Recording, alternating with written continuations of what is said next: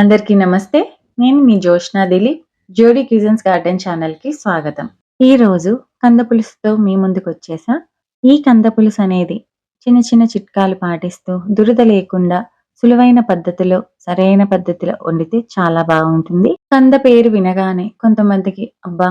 దురద దాన్ని వండటం కష్టం అనుకోవచ్చు. నేను చూపించిన విధంగా చిట్కాలు పాటిస్తూ ఎక్కడ స్కిప్ చేయకుండా ఫుల్ వీడియో చూడండి. ఖచ్చితంగా మీకు ఈ రెసిపీ నచ్చుతుంది. ముందుగా కందని శుభ్రం చేసే విధానం. కందపై పొట్టు తీసే ముందు చేతులకి ఈ విధంగా నూనె రాసుకోవాలి. ఈ విధంగా నూనె రాసుకుంటం వల్ల మన చేతులకి ఎలాంటి దురద రాకుండా ఉంటుంది. కందపై పొట్టు ఈ విధంగా తీసుకోవాలి. తీసుకునేటప్పుడు జాగ్రత్త, చేయి జారే అవకాశం ఉంటుంది. పొట్టు తీసుకున్న కందని శుభ్రంగా కడుక్కొని చిన్న ముక్కలుగా కట్ చేసుకొని పక్కన పెట్టుకోవాలి. ఇప్పుడు బియ్యం కడిగిన నీళ్ళల్లో పసుపు వేసుకొని కట్ చేసుకున్న ఈ కంద ముక్కలను బియ్యం కడిగిన నీళ్ళల్లో 30 నిమిషాల నుంచి 1 గంట వరకు ఉంచడం వల్ల మనం కంద కూర వండుకున్నప్పుడు ఎలాంటి దురద రాకుండా ఉంటుంది. మరొక చిట్కా, ఉప్పు, పసుపు వేసిన నీళ్ళల్లో కూడా ఈ ముక్కలను నానబెట్టుకోవచ్చు. ఈ వంటకం మీకు సహాయకరంగా అనిపిస్తే దయచేసి ఇలాంటి మరిన్ని అద్భుతమైన వంట చిట్కాలు మరియు వంటకాల కోసం సబ్స్క్రైబ్ చేయటం మర్చిపోవద్దండి. తరువాత ఒక బాండీలో నూనె వేడెక్కాక మిర్చి, ఆవాలు, జీలకర్ర, మెంతులు, చిన్న ముక్కలుగా కట్ చేసిన 2 ఉల్లిపాయలు వేసుకోవాలి. అందులో కొద్దిగా పసుపు, అల్లం వెల్లుల్లి ముద్ద, కొద్దిగా ఉప్పు వేసి ఈ ఉల్లిపాయలను కాసేపు మగ్గనివ్వాలి. ఉల్లిపాయలు మగ్గుతున్న సమయంలో ఒక మిక్సీ జార్ తీసుకొని అందులో చిన్నగా కట్ చేసుకున్న 2-3 టమాటాలు, ముక్కలుగా కట్ చేసుకున్న మామిడికాయ ముక్కలు తీసుకొని మెత్తని పేస్ట్‌గా పట్టుకోవాలి. మనం ఎక్కడ చింతపండు అనేది వాడము. ఇలా పట్టుకున్న ఈ పేస్ట్‌ని మగ్గుతున్న ఉల్లిపాయలలో వేసేసుకోవాలి. వేసుకొని కాసేపు ఉడకనివ్వాలి.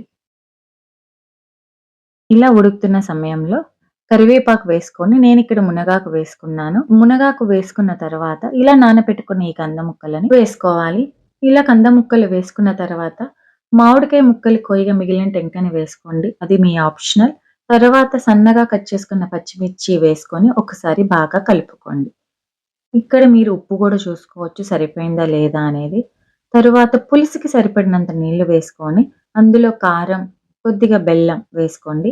మీకు తీపి కావాలంటే వేసుకోండి, లేదంటే స్కిప్ చేయండి. ఇలా వేసుకొని అన్నీ ఒకసారి కలుపుకొని 10-15 నిమిషాల పాటు సన్నని సెగపై ఉడకనివ్వాలి. ఇలా ఉడికిన తర్వాత పులుసు అనేది మీకు చిక్కగా కావాలి అంటే మరికొద్ది కాసేపు ఉడికిస్తే సరిపోతుంది.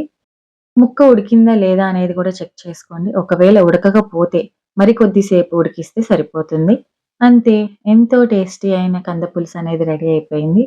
మీరు ఈ కూరని ఒక్కసారి తిన్నారంటే మళ్ళీ మళ్ళీ చేసుకుంటారు. అంత టేస్టీగా ఉంటుంది. చింతపండు వాడకుండా ఎంతో హెల్తీగా, టేస్టీగా అండ్ సింపుల్‌గా. మరి మీకు నచ్చింది కదూ!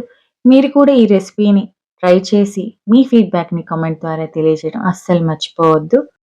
మీ ఫ్రెండ్స్ అండ్ ఫ్యామిలీ మెంబర్స్‌కి షేర్ చేయండి. అలాగే నా ఛానల్‌ని సబ్స్క్రైబ్ చేయండి. మళ్ళీ మరో కొత్త వంటకంతో మళ్ళీ కలుద్దాం. అంతవరకు సెలవు. నమస్కారం.